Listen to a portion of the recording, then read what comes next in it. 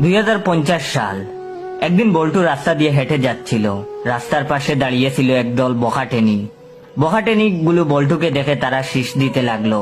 তখন বল্টু প্রচন্ড ক্রোধে তাদেরকে বলল, তোদের বাসায় কি বাপ্পাই নেই? তখন বখাটে মেয়েগুলো হেসে হেসে বলল, বাসায় বাপ্পাই থাকলেও তো তোর মতো এমন মাল নেই, আজ তোর সব কেড়ে নেব। এই বলে গুন্ডির দলটি বল্টুর উপর ঝাঁপিয়ে পড়ল। বল্টুর শার্টটা ছিঁড়ে ফেললো।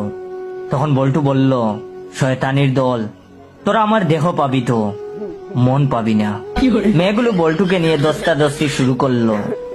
এর মধ্যেই এলাকার বিদ্রোহী নারী সানি লিওন এসে পড়লো আর সবাইকে ধমক দিয়ে বলতে লাগলো, আর একটা টুক্কা যদি এই ছেলেটার উপর পড়ে তাহলে তোদের সবাইকে জানে মেরে ফেলবো।